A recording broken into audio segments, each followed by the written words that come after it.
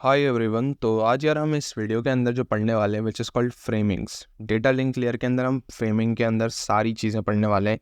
इस single video के अंदर आपको फ्रेमिंग पता चल जाएगी क्या होती है, फ्रेमिंग्स के टाइप पता चल जाएंगे, एंड जो मेथड्स हम पढ़ने वाले हैं वो सारा का सारा पार्ट है यार आज इस सिंगल ट्रूंजने की वीडियो के अंदर कवर हो जाएगा। ठीक है, तो फ्रेमिंग जिसको पढ़नी है भाई ये वीडियो स्पेशली उसके लिए है ही है। ठीक है, सो एक एक करके हम समझते हैं सबसे पहले क्या होता है। तो OSI मॉडल हमने पढ़ा था। सो डेटा कैसे आ रहा है भैया, ऊपर से आ रहा है। ठीक है, डेटा लिंक लेयर के पास आ जा रहा है, नेटवर्क से डेटा लिंक लेयर पे आ रहा है।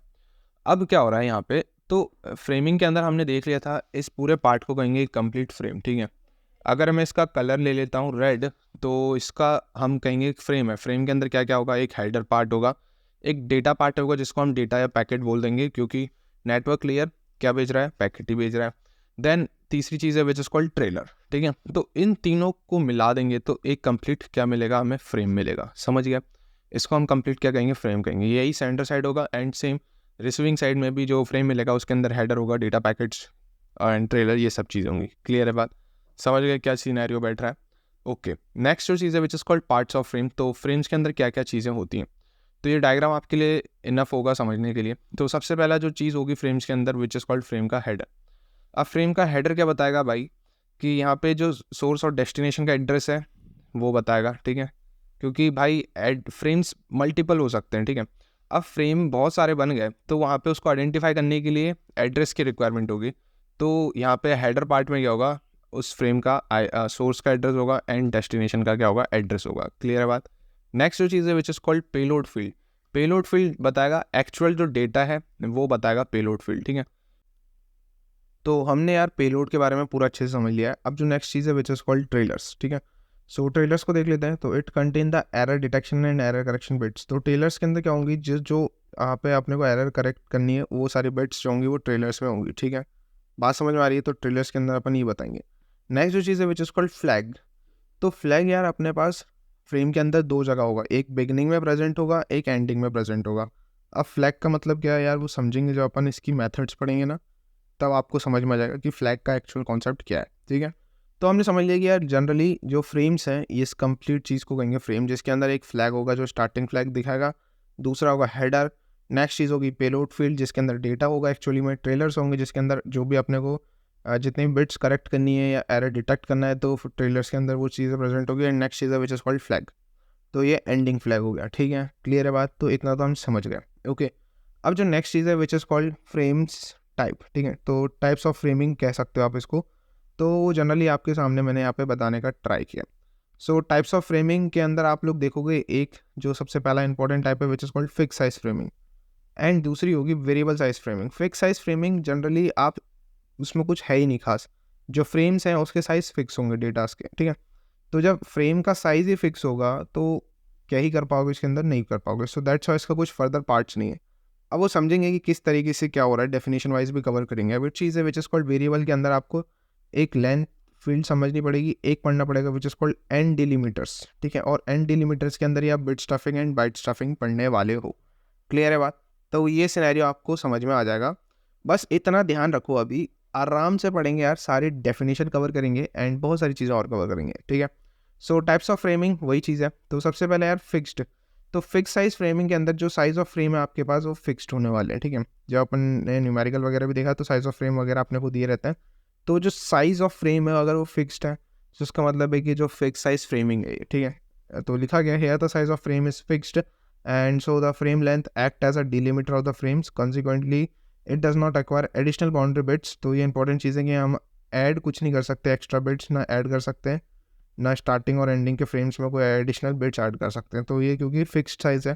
ठीक है, तो फ्रेम का साइज़ फिक्स्ड हो जाएगा। अब वेरिएबल साइज़ के अंदर क्या होगा, द फ्रेम का जो साइज़ है वो हो सकता है डिफरेंट हो। ठीक है, तो वेरी कर सकता है टाइम के हिसाब से, हो सकता है उसमें आप एक्स्ट्रा बिट लगा रहे हो कहीं ना कहीं, तो बिट स्टफिंग वगैरह भी हो सकती है। ठीक है, so additional mechanism are kept to mark at the end of one frame and the beginning of the next frame. तो ये इंपॉर्टेंट बात है।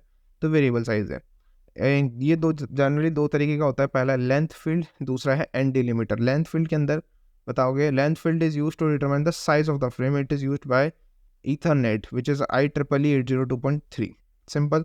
N delimiters is a pattern is used to delimiter to determine the size of the frame, very very very important चीज़। ठीक है। It is used in the token rings. तो ये सब बेसिक चीज़ है। देन 2 चीज़ आप पढ़ोगे which is called byte stuffing and bit stuffing. So bit stuffing देख लेते हैं। A pattern of bits of arbitrary length stuffer to the message differentiate from the delimiter, this is called bit stuffing. ठीक है, simple है। Next चीज़ है उसको byte stuffing. अब बाइट इज स्टफर्ड, तो यहाँ पे जो स्टफ्ड होगी वो क्या होगी, बाइट्स होंगी, जबकि यहाँ पे बिट्स हो रही थी। बाकी लगभग सिनेरियो सेम ही है। ठीक है, यहाँ पे बिट ओरिएंटेड फ्रेमिंग यूज़ करते हैं, कैरेक्टर ओरिएंटेड फ्रेमिंग यूज़ होती है। ये आपको नेक्स्ट वीडियो के अंदर मैं और अच्छे से एक्सप्लेन कर दूंगा कि ये सब चीज़ क्या होती है, character oriented and bit oriented क्या सिनेरियो है, तो ये आपको समझ में आ जाएगा। फिलहाल इतना ही अभी थ्योरी का पार्ट आपको कवर करना ज़्यादा इंपॉर्टेंट है। ये मेजर इंपॉर्टेंट पार्ट है कि फ्रेमिंग होती क्या है, इसके टाइप्स अभी हमने समझ लिए। अब जो नेक्स्ट चीज़ है विच इज़ कॉल्ड मेथड्स। तो फ्रेमिंग की मेथड्स पढ़ते हैं। तो जो सबसे पहली मेथड है, क्योंकि ज़्यादा जनरली क्या पूछी जाती है, मेथड्स पूछी जाती हैं। टाइप्स भी पूछ लेते हैं कई बारी, बिल्कुल करेक्ट होगा, बट जो ज़्यादा पूछा जाता है विच इज़ कॉल्ड फ्रेमिंग की मेथड। तो फ्रेमिंग मेथड में आपको सबसे पहले जो पढ़ना है विच इज़ कॉल्ड कैरेक्टर काउंट। ठीक है, अब कैरेक्टर काउंट क्या होता है, जिसके अंदर मान लो हमारे पास डेटा पड़ा है एंड डेटा मान लो अपने पास कुछ पड़ा है, ये हमने इसको मल्टीपल फ्रेम्स के अंदर बांट दिया। तो पहला फ्रेम इतना है, ठीक है, नेक्स्ट फ्रेम भाई यहाँ तक है, ठीक है, नेक्स्ट फ्रेम यहाँ तक है एंड नेक्स्ट फ्रेम यहाँ तक है। ये जो स्टार्टिंग का जो ब्लॉक है ये बताएगा कि तुम्हारी फ्रेम की एक्चुअल लेंथ कितनी है। तो यहाँ पे जो कैरेक्टर 5 प्रेजेंट है ना, ये बता रहा है इस फर्स्ट वाले फ्रेम की लेंथ कितनी है। तो 1 2 3 4 5 इंक्लूडिंग दिस। ठीक है, तो ये कैरेक्टर काउंट बताता है। ऐसे जो नेक्स्ट फ्रेम है, कलर अगर मैं चेंज करके ब्लू ले लूँ, तो नेक्स्ट फ्रेम इधर से स्टार्ट हो रहा है और जा रहा है यहाँ तक। तो इसकी लेंथ देखोगे तो 1 2 3 4, ठीक है, 4 तक तो डेटा प्रेजेंट है और स्टार्टिंग वाला जो 5 डिनोट कर रहा है वो किसको कर रहा है, कैरेक्टर का काउंट बता रहा है। ठीक है, नेक्स्ट फ्रेम अगर मैं ले लूँ एंड इस बार इसका कलर कुछ इस प्रकार का ले लूँ जिससे कि ठीक दिखेगा। ठीक है, तो यहाँ से शुरू हो रहा है और ख़त्म हो रहा है यहाँ पे। पहले अपन एक्चुअल लेंथ देखेंगे तो 0 1 2 3 4 5 6 7, तो टोटल लेंथ कितनी है, 6 तक डेटा 0 से 6 है, तो टोटल लेंथ 7 है और इंक्लूडिंग दिस कैरेक्टर, तो कैरेक्टर काउंट यहाँ पे कितना हो जाएगा, 8 हो जाएगा। मतलब लेंथ बताई जा रही है पूरी फ्रेम की। ठीक है, ऐसे ही इस 4th नंबर की फ्रेम में भी यहाँ पे जो आप काउंट करोगे तो टोटल लेंथ 8 होगी। तो पहला जो कैरेक्टर काउंट यहाँ पे स्टोर होगा विच इज कॉल्ड 8। तो बात समझ में आ रही क्या हो रहा है। सिंपल सिनेरियो, बहुत सिंपल, बहुत ही ज़्यादा सिंपल। ठीक है, कैरेक्टर काउंट के अंदर क्या बताता है, जो पहला वाला जितना भी आप देख रहे हो, पहला वाला जो भी कैरेक्टर है वो काउंट बताता है। फॉर एग्जांपल दिस, ये काउंट बता रहा है कि पूरा फ्रेम 1 के अंदर, पूरा फ्रेम जो है उसके अंदर कितने लेंथ का डेटा प्रेजेंट है। ठीक है, ऐसे ये भी क्या बता रहा है, उसका काउंट बता रहा है कि नेक्स्ट फ्रेम के अंदर कितना डेटा प्रेजेंट है एंड ये सेम फॉर अदर्स। ठीक है, तो क्या नेक्स्ट है कैरेक्टर स्टफिंग। कैरेक्टर स्टफिंग में क्या होता है, इसमें जो सिनेरियो है यहाँ पे थोड़ा सा बदल जाता है। मान लो अपने पास डेटा यहाँ पे पड़ा है ABDLECD। ठीक है, अब डेटा DLE भी है। ठीक है, ये एक्चुअल डेटा, मेरे को ये डेटा सेंड करना है। अब यहाँ पे हम किस तरीके से करते हैं इसको फ्रेमिंग की हेल्प से, तो अगर आप लोग ध्यान से देखोगे तो यहाँ पे सबसे पहले स्टार्टिंग मेरी यहाँ से हो रही है, फ्रेम की स्टार्ट यहाँ पे हो रही है। सबसे पहले हम DLE लिखेंगे। DLE रिप्रेजेंट करता है डेटा लिंक, यहाँ से इनेबल हो रही है। ठीक है, तो डेटा लिंक इनेबल कह सकते हो DLE को। नेक्स्ट जो चीज़ है विच इज़ कॉल्ड STX। STX क्या बताता है, यहाँ से टेक्स्ट मेरा स्टार्ट हो रहा है, इसका जो पूरा नाम है विच is called start of text. ठीक है, तो हम इस तरीके से बनाएंगे कॉन्सेप्ट। ठीक है, कैरेक्टर स्टफिंग में यही कॉन्सेप्ट है। ठीक है, मान लो ये मेरा डेटा है एंड यही डेटा मेरे को रिसीविंग एंड पे पहुंचाना है। ठीक है, ये मेरा डेटा है एंड इसी डेटा को मेरे को रिसीविंग एंड पे पहुंचाना है, बिल्कुल सही चीज़ है। तो स्टार्ट कहाँ से होगा, DLE STX से। DLE क्या बताता है, डेटा लिंक इनेबल। STX क्या बताता है, स्टार्ट ऑफ द टेक्स्ट। ठीक है, सिंपल है। और डेटा जो बीच में रखा है वो ये रखा है ABDLECD। अब आप बोलोगे भैया यहाँ पे तो DLE एक ही बार था, बट यहाँ पे 2 बार DLE क्यों लिखा गया है। तो एक DLE जो है वो इसीलिए लिखा गया है जिससे कि यार यहाँ पे कन्फ्यूजन क्रिएट ना हो। कन्फ्यूजन बोले तो क्योंकि DLE यहाँ पे जो डिनोट कर रहा है ना, कि यहाँ पे बता रहा है कि यहाँ से स्टार्ट हो रहा है, डेटा लिंक इनेबल हो रही है, बट डेटा लिंक एक बार अगर आप यहाँ पे DLE लिखोगे तो उसको लगेगा कि यहाँ पे डेटा लिंक इनेबल हो गई और यहीं पे एंड हो रही है, क्योंकि एंडिंग में भी अपन DLE लिखते हैं। ठीक है, ध्यान देना, कैरेक्टर स्टफिंग में भी एंडिंग में DLE लिखते हैं। सो उसको ये ना लगे कि यार यहाँ पे एंडिंग हो रही है, A और B एक्चुअल डेटा नहीं है, नहीं तो A और B सेंड कर देगा। ठीक है, अगर एक बार DLE लिखोगे तो, क्योंकि उसको लगेगा कि यार यहाँ पे एंड हो चुका है। समझ रहे हो क्या मैं बोल रहा हूँ। सो दैट्स वाई एक DLE को वो करेगा कि भाई ये स्टफ हो चुका है DLE से। स्टफ मतलब एक्स्ट्रा बिट यूज़ हुई है यहाँ पे। ठीक है, स्टफिंग इसीलिए कहेंगे, कैरेक्टर DLE यहाँ पे एक्स्ट्रा यूज़ हुआ है और ये जो DLE है वो डेटा है मेरा, ये वाला जो DLE वो डेटा है। ठीक है, CD एज इट इज़। फिर जब हम फ्रेम का एंड करेंगे ना, तो फिर क्या करेंगे, एंडिंग फ्रेम के टाइम पे DLE लिखेंगे, जो कि डेटा लिंक यहाँ पे अब ख़त्म हो रही है अपनी, है ना, इनेबल हुई है। फिर ETX end of the text, तो यहाँ पे क्या हो जाएगा, ये 2 लाइन लिखने से यहाँ पे मेरा डेटा फ्रेम एंड हो जाएगा। और यहाँ पे स्टार्ट हो रहा था, तो स्टार्ट ऑफ द फ्रेम अपना ये रहेगा। ठीक है, क्लियर है।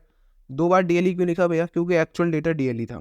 ठीक है, एक DLE बता रहा है कि भाई ये एंड नहीं हुआ है। ठीक है, ये जो ग्रीन वाला DLE वो एंड नहीं हुआ है, तो मेरे को अब जो डेटा मिलेगा AB DLE CD, तो 2 बार DLE नहीं मिलेगा, एक ही बार मिलेगा। क्लियर है बात, समझ रहे हो, तो ये इंपॉर्टेंट है। तो रिसीविंग एंड पे मेरे पास मेरा एक्चुअल डेटा आ गया। So this is your character stuffing, and sometimes character stuffing is also known as byte stuffing भी कहते हैं। ये आपको पता होना चाहिए, जब हम आराम से देखेंगे तब समझ में आ जाएगा। Next cheese which is called bit stuffing. अब बिट स्टफिंग भी इंपॉर्टेंट है। बिट स्टफिंग के अंदर क्या होगा कि जनरली जो बिट्स होती है ना, वो मैं आपको बता देता हूँ।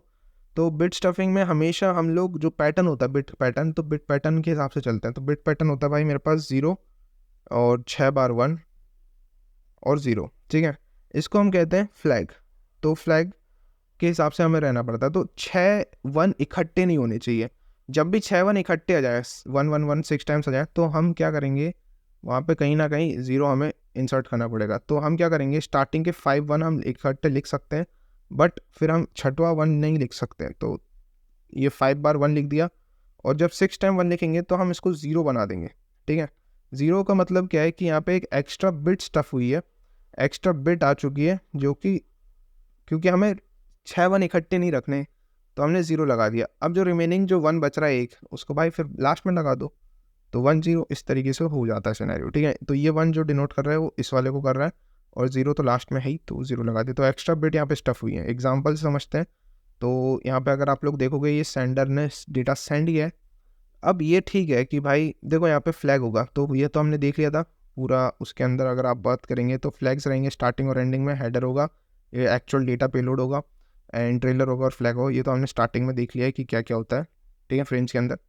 अब अगर आप लोग ध्यान दो तो 0 0 एज इट इज लिख रहेगा, 1 1 1 1 4 बार हो गए, 5 बार हो गए, तो एज इट इज है। बट जब 6वां बार होगा तो उस 1 को हम किस में कन्वर्ट कर देंगे, 0 में। तो ध्यान से देखो यहाँ पे 1 कितनी बार है, 5 बार 1 हमने रख लिया, बट जब 6th वाला 1 आया तो हमने उसको 0 कर दिया। रिमेनिंग 3 1 बचे, तो ये रख लिए। फिर 0 1 ऊपर था ही, फिर 0 1 ऊपर था ही, एंड 0 0 में कोई प्रॉब्लम नहीं। 1 के फिर कंटिन्यूसली जैसे 5 वाला 1 आ जाता है, तो उसके बाद हम यहाँ पे 0 ऐड कर देते हैं। अगर आप लोग काउंट करके देखोगे तो यहाँ पे 2 जगह पे क्या हुई है, बिट स्टफिंग हुई है। ठीक है, सिंपल है, समझ गए भैया। कंटिन्यूशन में 6 1 नहीं आने चाहिए बस, क्योंकि हम लोग यहाँ पे जो फ्लैग लगाएंगे ना, फ्लैग यहाँ पे हम 6 इस तरीके से, ये जो डेटा है ना ये वाला, इसको हम यहाँ पे यूज़ करेंगे। ठीक है, तो फ्लैग्स के अंदर क्या रहेगा, यहाँ पे ये वाला वैल्यू रहेगी, ये स्टार्टिंग फ्लैग के अंदर भी और एंडिंग फ्लैग के अंदर भी। पता चलेगा कि इसके बाद से मेरा डेटा स्टार्ट हुआ है, इसके बाद से डेटा जो भी होगा ये एक्चुअल डेटा होगा। ठीक है, क्लियर है। अब रिसीविंग एंड पे क्या होगा कि ये 0 को हटा देंगे, है ना, 1 बना देंगे, और इसको भी हटा देंगे, सिंपल।